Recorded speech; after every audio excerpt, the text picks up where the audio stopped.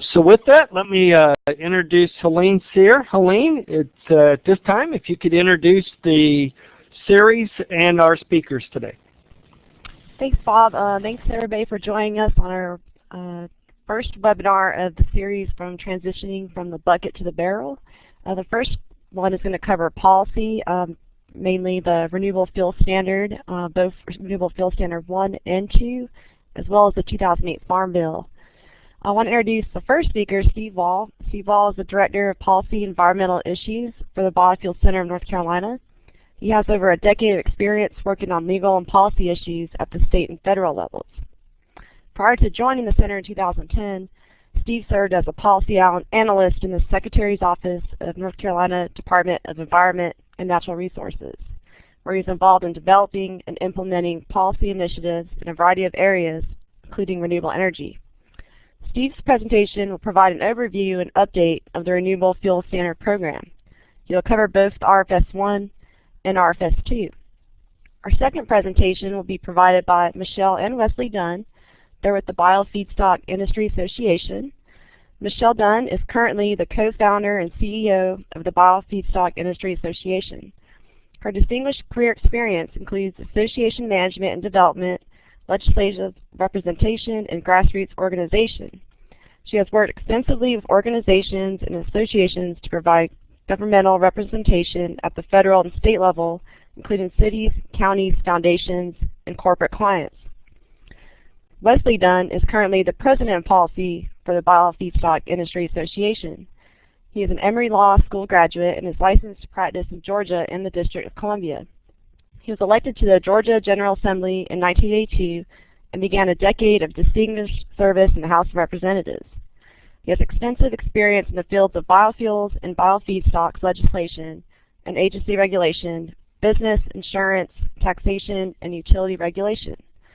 Michelle and Wesley will cover the Renewable Fuel Standard program as well as the 2008 Farm Bill. They will provide updates from Capitol Hill, which include the struggles that both bills face as well as current challenges that the biofuels industry is facing. Thank you, and I'm going to turn it over to Steve Wall to provide the first presentation.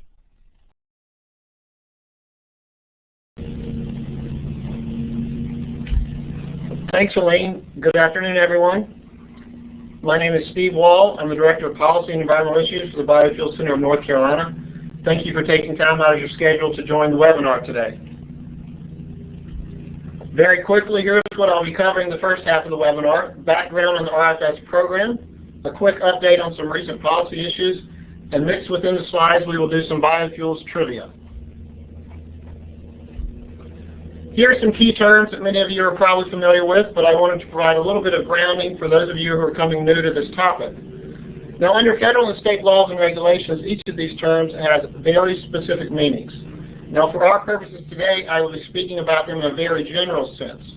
For example, biomass refers to organic material that can be converted into energy, such as crop residues, wood waste, and even municipal solid waste. Cellulosic feedstocks refers to biomass materials such as woody biomass and energy grasses.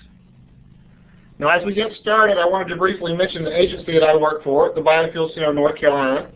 In 2007, the state of North Carolina established a state plan for biofuels development.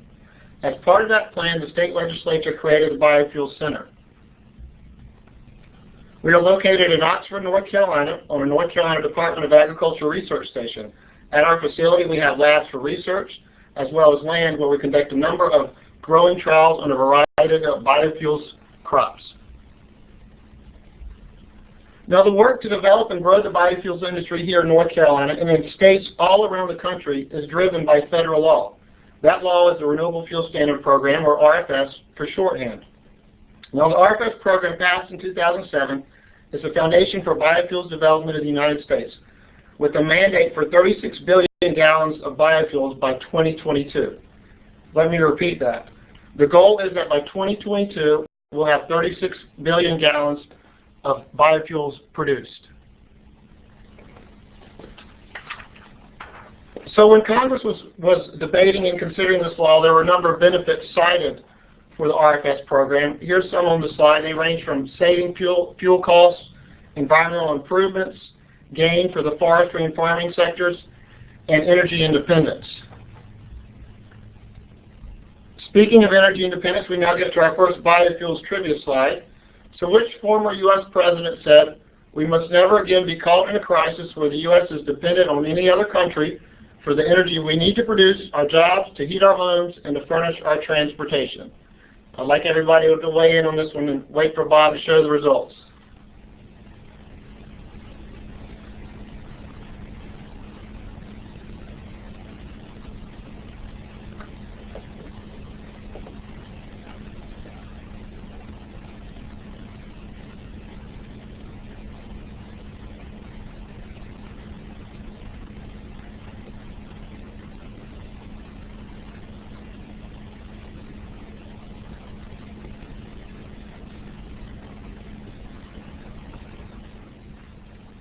All right, well, the correct answer there is A, Richard Nixon.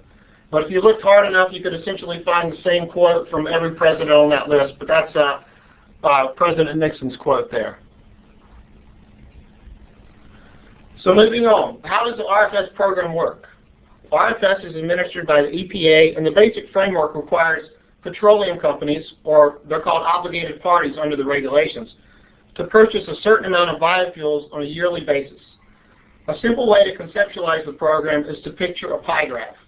If Exxon has 25% of the total volume of transportation fuels used in the U.S. for a specific year, then they are required to purchase 25% of the volume of biofuels required by the RFS program for that year. Again, it's not exactly clear, but just think of it this way. For example, if the total amount of biofuels required by EPA for the year is 10 billion gallons, Exxon has 25% of the total transportation fuels market, then Exxon would be required to purchase 2.5 billion gallons of biofuels. Now, the petroleum companies or obligated parties demonstrate compliance with the renewable volume obligation, again, their piece of the pie, by requiring renewable identification numbers, or RINs. Each gallon of biofuels produced under the RFS program is assigned a RIN. Obligated parties can comply with the requirements by either purchasing biofuels directly or by trading or purchasing for the RINs themselves. Now that's the basic framework of the program. Well, it's obviously a lot more complicated with many exceptions, but that's a big picture overview. So under the RFS program, there are four main types of fuel categories: total renewable fuels, advanced biofuels, biomass-based diesel, and cellulosic biofuels. Now, corn ethanol fits within number one, but it is not known as a category as corn ethanol. So on to our next trivia question.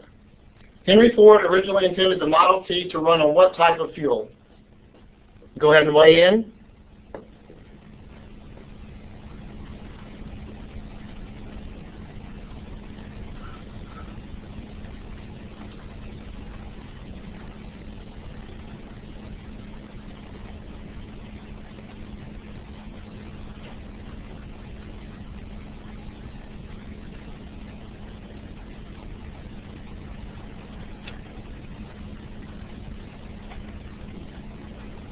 For those who are typing their answers into the chat window, those won't be recorded in the poll. You need to look up in the participant window. It's the last icon on the right below your name. And that's where you make your selection to participate in polls.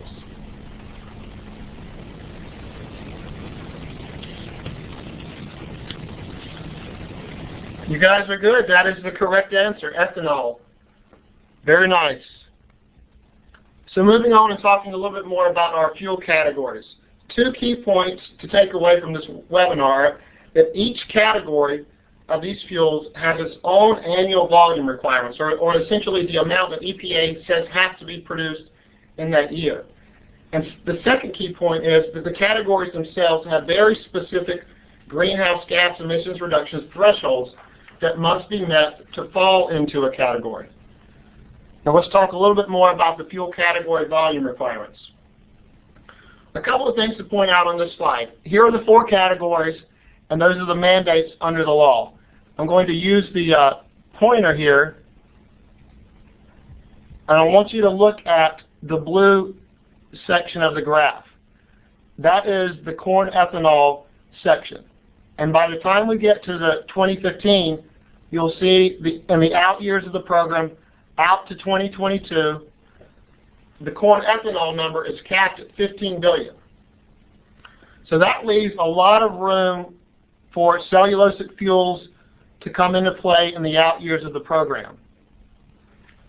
Now, the expectation is that cellulosic fuels will be ramping up by this point, and corn ethanol will be capped, and the cellulosic fuels will fill in the gap for the remainder of the program.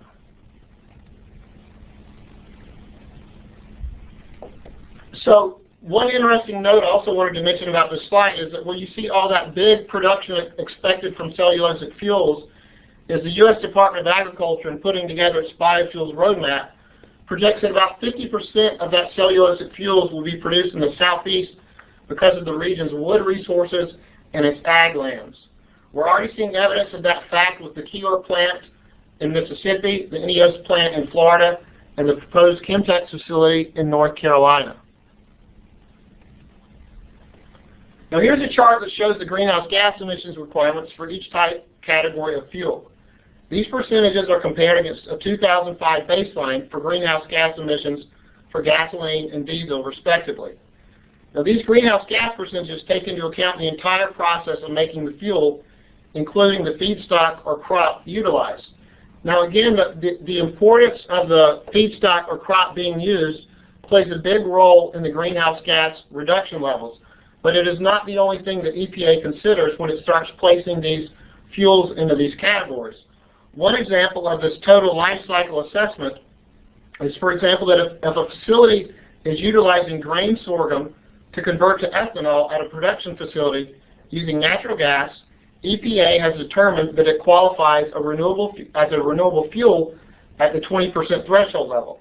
However, if a facility is using grain sorghum as its feedstock, converting it into ethanol, but is using biogas for process energy, the greenhouse gas benefits are much higher, and it would qualify under the advanced biofuels category. All right, moving on to our third trivia question. Speaking of types of fuel, what type of fuel do NASCAR race cars use?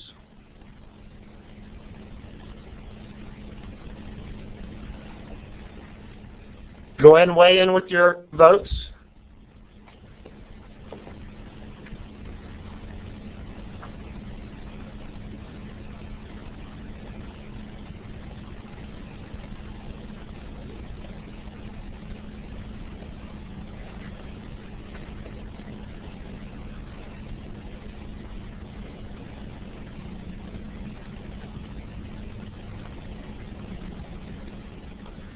Well, the correct answer there is E15, so that would be C.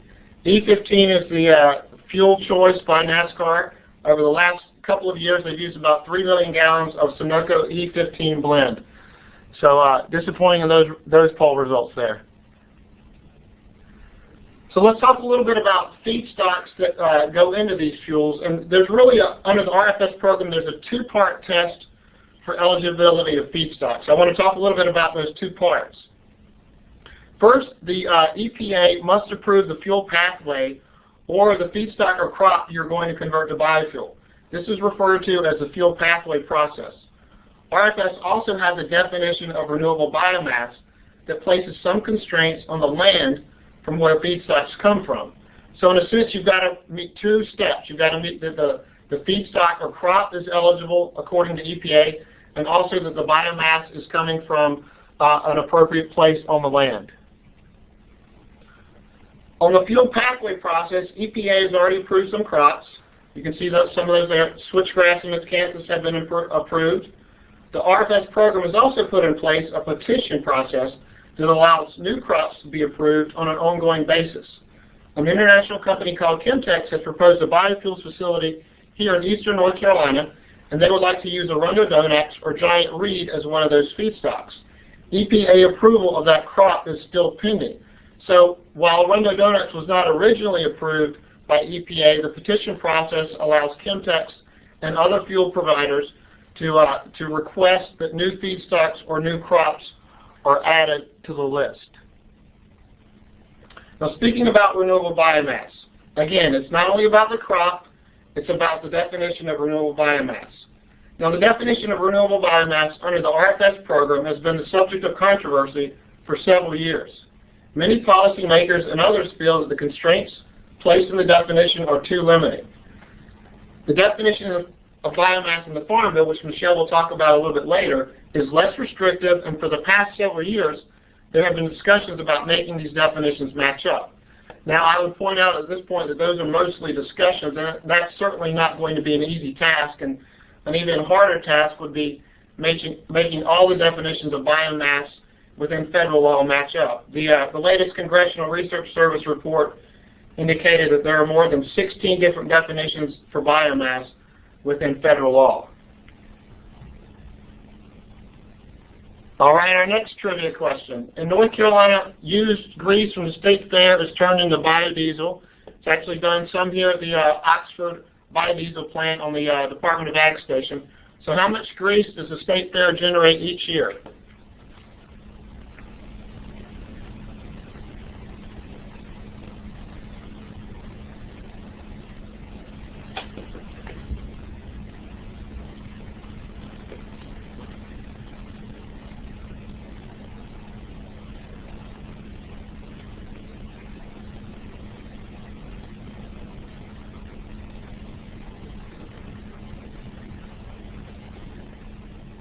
The correct answer there is C, 15,000 gallons.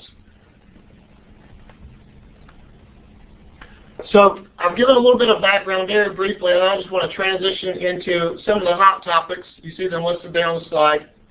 Policy uncertainty, blend wall issues and how much ethanol can be blended into the gasoline stock, cellulosic volumes and the requirements on the petroleum companies, as well as land use issues. So the first of these, and to my mind, the most important of these hot topics or issues surrounding the RFS program is, quite frankly, the very existence of the RFS program itself. As I noted earlier, the work we are doing here in North Carolina and much of the work being done around the states throughout the country is possible because of this federal policy. So in other words, a lot of the work that the Biofuel Center here is doing in North Carolina, or places in Mississippi, or places out in California or Oregon, a lot of that work would not be happening without this federal law. Now, currently, as noted on the slide, there are several bills that have been introduced in Congress that would modify and eliminate the RFS program. While it may be unlikely that these bills move forward, the impacts of this are pretty consequential. The opposition and uncertainty around the RFS creates policy uncertainty, but more importantly, it creates financial uncertainty. It has a chilling effect on decisions made by biofuels companies and investors when they're looking to place projects throughout the country. One example of that is the House Energy Commerce Committee has been accepting comments on the RFS program, so there's already a lot of back and forth swirling about what's going to happen with these legislative proposals that have been introduced. Now, I want to talk a little bit about the blend wall. My guess is that for most of us on the webinar today, the last time we filled up our cars or trucks, we were placing some biofuels in our vehicles, whether we knew it or not. That is because the gasoline supply in this country is predominantly a mix of 10% ethanol blended into gasoline. Now, the blend wall issue references the fact that the ability to blend biofuels, primarily ethanol, in the gasoline supply in the United States is reaching its limit. Now, ethanol is currently blended at primarily the 10% level. It's often referred to as E10, and again, that's mostly what we're getting at our gas stations when we go to the Shell or Exxon station. And there is some usage throughout the country of E15 and E85. Now, once the blend wall is reached, ethanol producers will be limited in the amount of demand for their product without development of other markets, such as exports or increased use of E85. Now, based on current gasoline consumption rates, the blend wall estimate is approximately in the 13.5 to 14 billion gallon range for the foreseeable future. So consequently, the practical limits on ethanol consumption are in direct conflict in coming years with the RFS program. And that's the point I want to stress again, is the way the RFS program is structured, the mandates for it, and what's actually practically happening with our fuel consumption throughout the country is in conflict, and at some point it must be resolved. For example, thinking back to the graph I showed earlier where we saw that corn ethanol was capped at 15 billion gallons in 2015. Well, in 2015, it's an expectation that corn ethanol will have 15 million gallons of production and 3 billion gallons of cellulosic fuels will also be produced in 2015. So that's a total of 18 billion gallons with a blend wall of around 13 to 14 billion gallons. So where is that extra 4 billion gallons of fuels that is required to be produced? Where is it going to end up? So those are some. That's a really critical issue facing the industry right now, and you'll hear a lot of talk about the need to expand to E15, which would allow the blend wall to move out a little bit further. Another hot issue that you may have read some about in the media recently is that the concern about cellulosic volumes. One of the primary criticisms of the RFS program in recent years has been that the EPA has been overprojecting the amount of cellulosic fuel that will be produced under the RFS program. The petroleum industry has objected to the fact they have been forced to acquire credits and make payments on fuels that were not produced. Now, recent court rulings have directed EPA to modify their approach to setting fuel volumes, but there's still a lot of controversy in this area, and again, it goes back to making sure that investments by these cellulosic companies have some payback in the long run. So as the world's population marches toward 9 billion people by 2050, there will continue to be ongoing debates about our energy future. Now, over the last couple of years, there's been discussion, much of it misinformed in my opinion, on the food versus fuel debate. Now, at the heart of that discussion is a land use issue concern. And those types of policy issues and the debate about how we utilize our farmland, how we utilize our forest land, are only going to increase in coming years. Now, those land use issues will not just impact energy projects related to biofuels. They're going to have an impact on all energy projects. We've seen it with wind energy development proposals. We're seeing it with fracking wells and even with solar farms here in North Carolina. Now, the country must continue, as difficult as it is, to strive for a meaningful and cohesive energy policy. The RFS program is a critical component of that policy. And I'll conclude with one final trivia slide and let everybody weigh in on this one.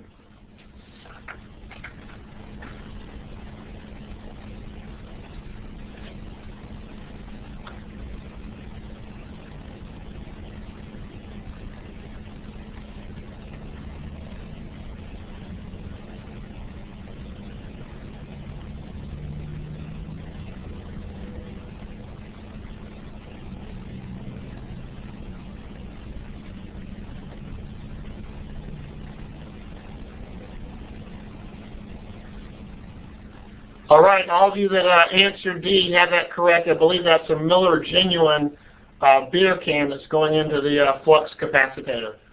Thank you for your time on the webinar today. Thanks, Steve. At this time, we're going to open up the, if there's any questions for Steve, if you type them into the chat window at this time.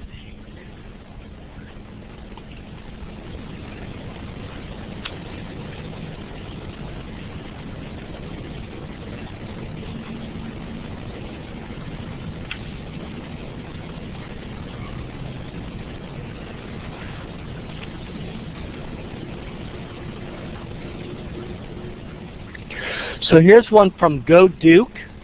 Is there any provision to allow less corn-based fuel if the alternatives are cheaper to produce? Thanks, Bob. And first of all, as a Carolina fan, I would object to that username. But as far as the question about whether corn-based fuel would fall out in the RFS program, it's not so much if the alternatives are cheaper to produce. Right now, under the RFS program, think back to the graph that we saw where the blue was corn ethanol and the red was cellulosic fuels. The cellulosic fuels are going to have a premium under the program.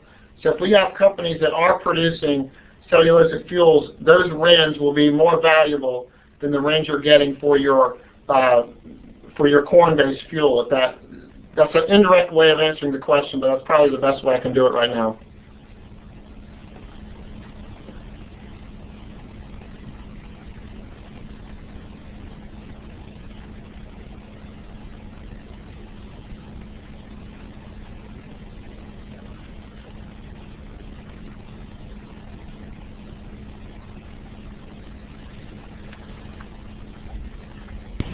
So here's one from Ruth Pike. She's wondering if fuel plants you mentioned in Florida, North Carolina, and Mississippi, she's wondering what are they using, and is it wood biomass? The Keeler plant in Mississippi is utilizing a lot of woody biomass. The plant in Florida is looking at utilizing some wood biomass. Primarily, they'll be looking at MSW or municipal solid waste for that plant. And interestingly enough, they're actually utilizing some of the dead citrus trees from down in Florida as also a feedstock. In North Carolina, the plant is proposed to primarily utilize energy grasses with some wood biomass as well. So the next question comes from, I can't pronounce it, so it looks like the Drick. Is wondering if land conservation question. How much land in North Carolina that is currently in timber can be converted to energy crops? Let me see. How do I want to address that question? We're not talking about utilizing land and timber for energy crops. That's likely not going to happen. The timber value has a higher market. So what we're talking about, looking at woody biomass, there are some, for example, North Carolina has about 17 million acres of forest land. Now, much of that isn't productive timberland, but a few million of those acres are in unmanaged forest land that's not being very productive right now. And that's really the target area for looking at woody biomass. It's not to have any impact on the timberland. Okay, here's one from Brian. He says, I understand the cap on corn. Do you anticipate a reduction due to the ill effects?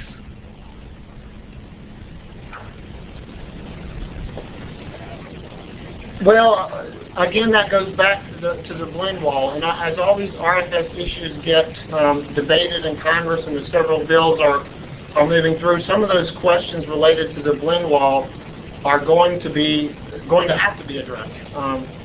Now, it may be a reduction on corn, but I don't think that the industry is looking at that right now. They'd like to keep the RFS program in place. And as far as the illusion that somehow the corn ethanol is having ill effects, again, that gets back to some of the land use issue questions, and I think there's been some misinformation about those ill effects from corn ethanol. Okay, next question is from Laura, and she's wondering, could wood waste, such as treated wood products, can they be used as feedstock? Very good question. A little difficult to answer. Wood waste, it does qualify for the RFS program. There's no question about that. But again, it gets back to the renewable biomass definition. Where is that wood waste coming from? If it's coming from federal lands, then no. If it's wood waste that's been processed and potentially has chemicals in the wood, there's certainly some solid waste regulatory issues there as well. But in general, wood waste can be utilized and is viewed as a potential very valuable feedstock. Okay, we're going to need to move on so our next speakers have time to give their presentation. I'm sure that Steve can read the questions in the chat window, and Steve, if you could type into your answers to those questions, that would be helpful for everybody to follow along. Thanks, Bob. And with that, Helene, if you'd like to introduce our next set of speakers. Yes, so the next speakers will be Michelle Dunn and Wesley Dunn. They're with the Biofeedstock Industry Association. I gave bios in the beginning of the webinar series, but if you actually go onto the web page, you can download or view their full bios.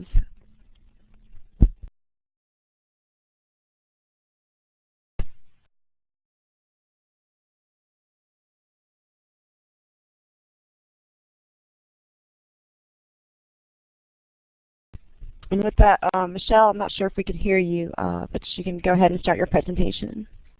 Or Wesley.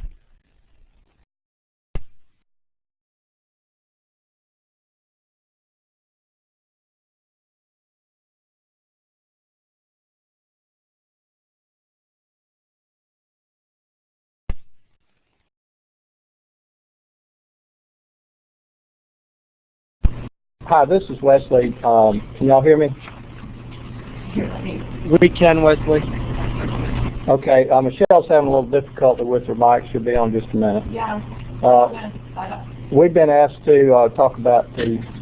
hold on, I'm going to give Michelle my headset for now. Okay, can everybody hear me now?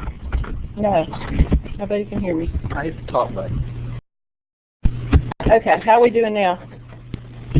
Can you hear me? We can. Okay, I don't know what happened. We did the audio check in the beginning, and suddenly nobody can hear me.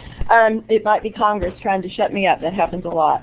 The Biofuels Industry Association is a loosely grouped bunch of biofeedstock growers from all over the country. And the reason we did this is it's much easier to go in and talk to a member from North Carolina or a member of the Senate from Utah if you can show them why this is important to their constituents. And so in the beginning, you see the push me, pull you of biofuels policy and the circular firing squad of Congress, federal agencies, and public misconceptions. I know that doesn't sound like things are going real well, but it's a tough time up here on the Hill right now. As Steve went over with you, the Renewable Fuel Standard is under attack. It's under attack from all sides, hence that's why we call it a circular firing squad.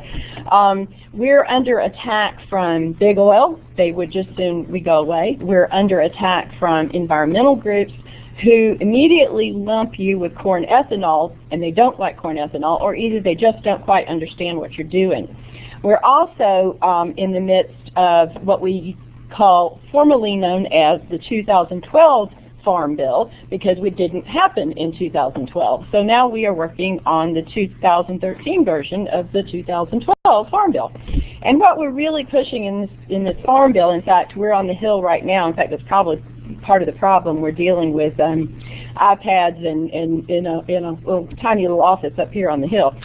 We're dealing with the energy title, and the energy title is where you have funding for biofeedstocks, the Biomass Crop Assistance Program being one of them. And right now we're starting markups in the House next week, in the Senate the next. We're having meetings now on trying to make sure that we get mandatory funding.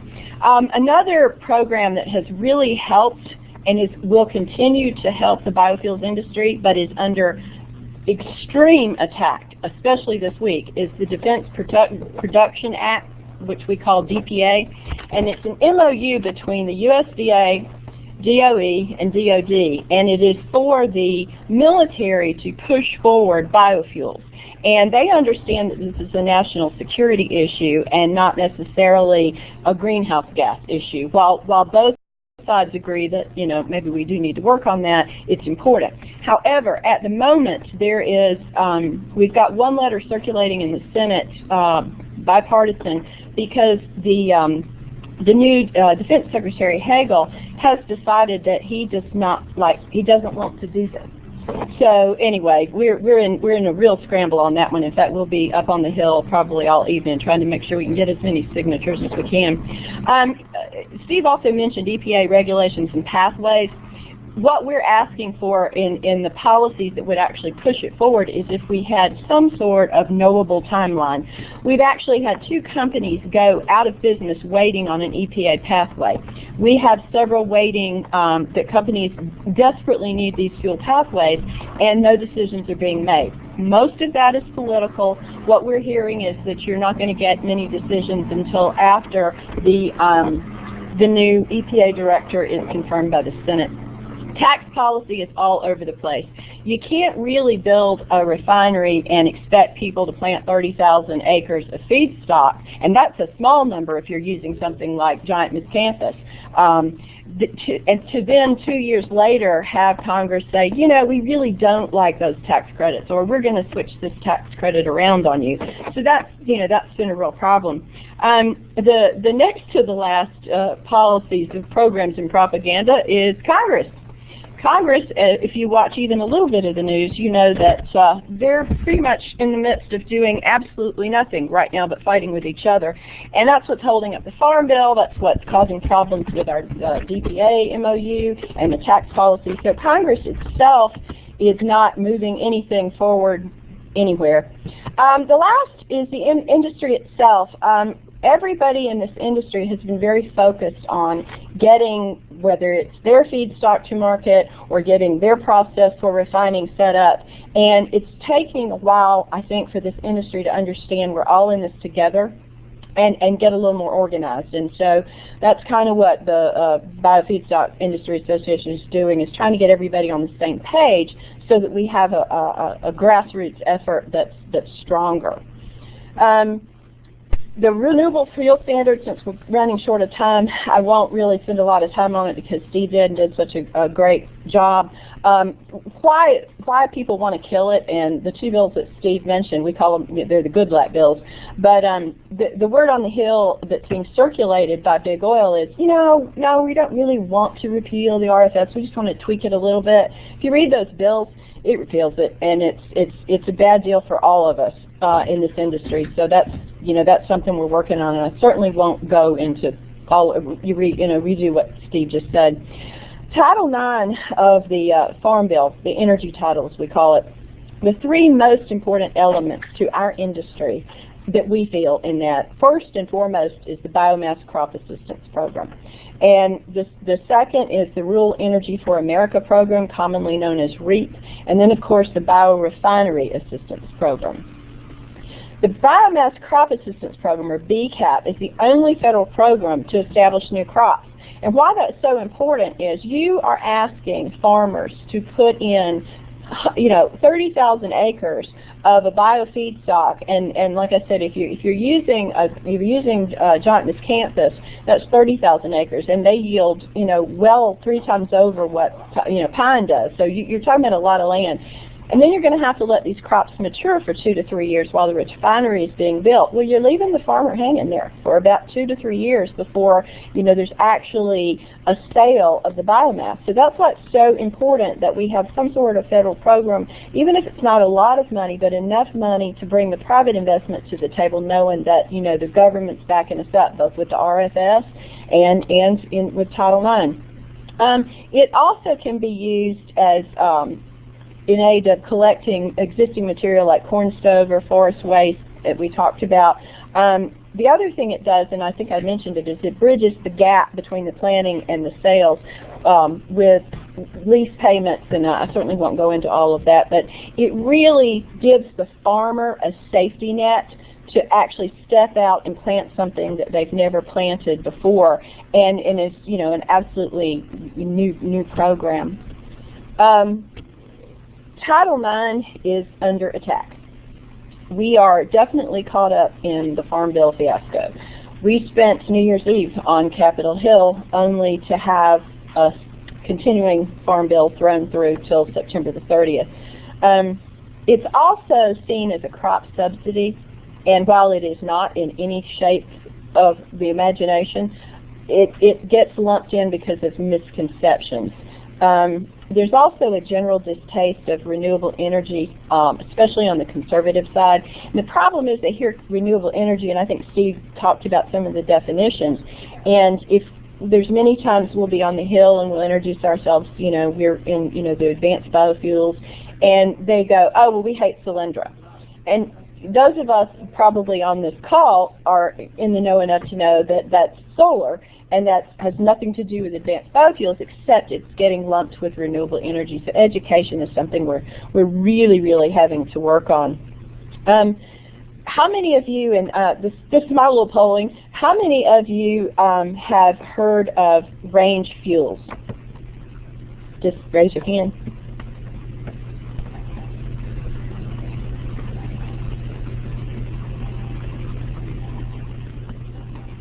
Lots of dings.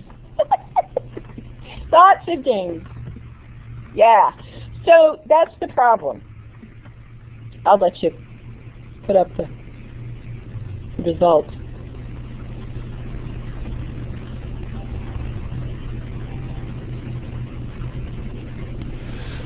So go ahead, Michelle. You can't put up results with raising hands.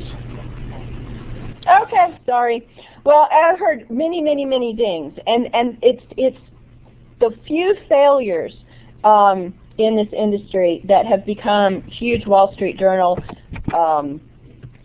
articles, manifestos. That's what gets thrown in our face. You don't hear about the successes. So the one thing that we need to do as an industry is to tout our successes, and in doing so, support each other in the successes, because we are, as I said, all in this together. The money grab is, as I call it, is an offset for both parties. Title IX doesn't have the big PAC money in it. You know, we don't. Corn ethanol is pretty good political action committee, but for the most part, we're an easy bug to squash and take what little bit of money might be in Title IX and offset another program to appease one side or the other. So that's kind of why you have to be up here 24/7, because you never know when somebody has noticed suddenly Title IX and said, oh, we don't need this big red X and we can put this money elsewhere, and then you have to be able to watch that. And as I said, the initial misuse of some programs, BCAP, when we first came to the Hill and it had just been opened up, became the most famous four-letter word on the Hill. BCAP was just not very well liked and slightly mismanaged, but it's been changed, and I think that we have saved its we haven't saved its funding yet, but I think we have saved its honor in being that it is a worthwhile program. I spoke a little bit about the DPA MOU. The thing about being in this business is it's alphabet soup. Sometimes I feel like I'm singing the Mickey Mouse song. It was a joint initiative that I spoke of that would spur development of advanced biofuels. And military and generally in any new industry is the driver, and they see this as national security. And we actually fought back 3 different amendments from Senator McCain mostly several months ago to do away with it, only now to find that it's under attack administratively. So we're in a big fight with that. But we need, even though that's, you know, $510 million is a drop in the bucket, especially with DOD, but it's the continuance of policy that drives capital, private investment, and that's what's so important in keeping public policy at a steady level and pushing it forward, even if it's only slowly, so that we do have the ability to have the private investment. And you know, as I said, it faces very, very strong opposition. EPA, the agency everybody loves to hate. Pathways to nowhere, I think I spoke about that. It was taking up to 2 years to receive the pathway. We're finding that EPA and USDA are unclear over the jurisdiction about if a feedstock is considered invasive or not. So we've got some little bit of infighting going on there between the agencies, which slows, you know, any decision down. And what we're pushing for is for the EPA to have a clear timeline from when you apply, what steps have to be taken, and when a decision has to be made. Good or bad, you need to know. If you're building a refinery or you're planning a new feedstock, you need to know within a reasonable amount of time where that's going for you. Steve spoke some about tax policy within the RFS. Really what we're asking for is a parity of tax policy. Right now there's a carve out for ethanol, there's a carve out for big oil, and our industry gets lumped in between. A level playing field is basically what we're advocating for, and something longer than a 3-year tax policy, because you can't build a $250 million facility and then next year have the government decide, well, maybe those tax credits really didn't matter. So that's something that we're really pushing for. Congress, in and of itself, as I spoke, is becoming a problem for everyone, not just our industry, and I think you can see there isn't enough time if I was going to sit here in 10 days why this has been a hindrance. There are too many factions, there are too many misconceptions, and there are not enough of us on the Hill, just by virtue of our industry being so young, to actually spread the word and educate in the way that we need to. Now, we're working on it. I know if you're wondering, you know, what is Congress's problem, just watch the news, read the papers. And the one thing I'd like to encourage everybody on this, you know, I think I see that there are 71 people on this. You know, if you haven't called your congressman or your senator or your governor or your state legislator, because, you know, even the renewable energy standards state by state are under attack, especially in North Carolina, call them and tell them what you think. If they don't hear from you, then it's very easy to listen to big oil, big energy up here, and not think that it, really has any effect, what they do up here, on what's going on at home. We've seen the enemy and he is us, and I'm from South Georgia. I'm sure you didn't think I was from New Jersey from the accent. We tend to, in this industry, be our own problem. We tend to be very, very territorial, and by being territorial, it makes it very hard for Congress to see us work together. I can't tell you how many times we've been in a senator or congressman's office, and they're like, well, what do where are you going to stand on the RFS with corn ethanol? And it's like, well, okay, we all stand for holding the RFS, and they're like, well, you guys all better get on the same page, because if you start infighting, you're going to lose everything. So that's word to the wise. They're trying to tell us we've got to work together. The other thing we fight same way is first generation versus second generation. Biofuels, ethanol, as opposed to the second generation cellulosic biofuels that the Chemtexes and the Kiors of the world are making. Steve brought it up. Renewable definitions, 16 definitions, makes it very difficult in tax policy, in loan guarantees, in fuel pathways. It's whose definition are you using? We have absolutely no definition of renewable or biomass. The environmental community needs a lot of educating. We really need to work with them on the fact that we really do matter in the greenhouse gas cycle. Chemical versus biofuels. Luckily, this is one we've all gotten on board with together and realized that a barrel of oil replaces a barrel of oil, whether it's in my lipstick or in my gas tank. And then we still have the technology and feedstock wars, and we shouldn't, because it's going to be regional, and we've all got to work together.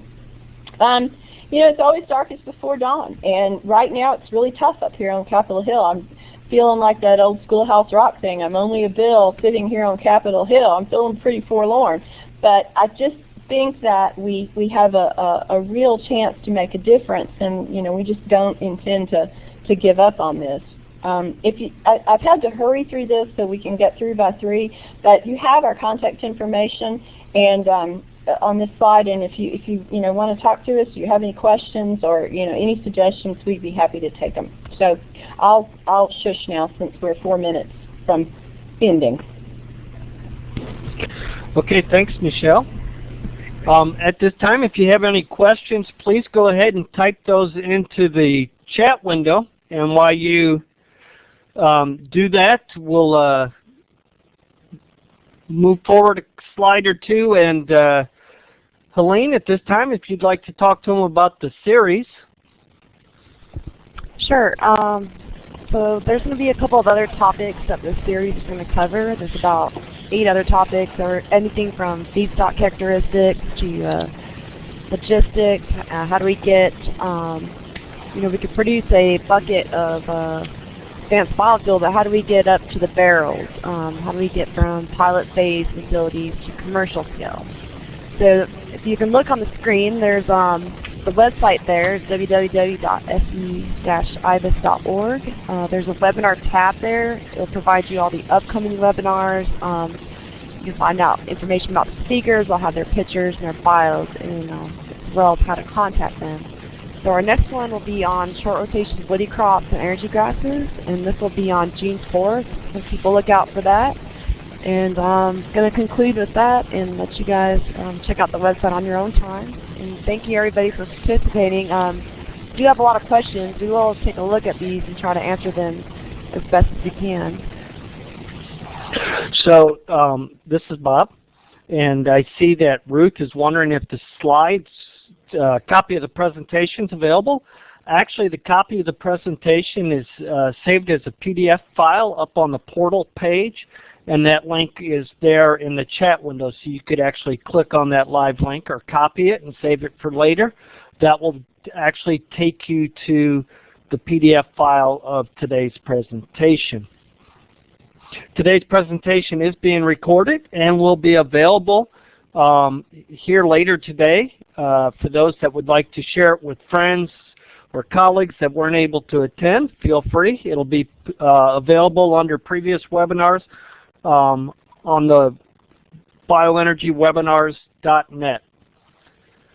And with that, let me remind everybody, we do ask that you complete the survey and short quiz at the end of the webinar. And I'm going to make that URL available in the chat window, as well as I am going to push that out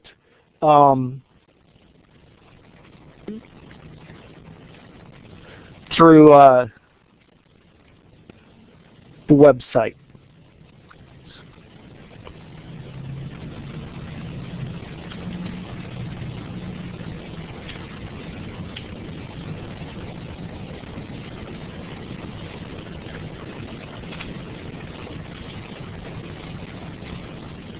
Huh. I am having trouble doing that for some reason. It won't let me take you on a web tour. If you click on it, though, in the chat window, that will launch to your browser and make it available for you there. And I just wanted to add thank you, Michelle, Steve, and Wesley for participating. It's a great webinar, and we've generated a lot of great questions. I can't wait to look through them all. So thanks again.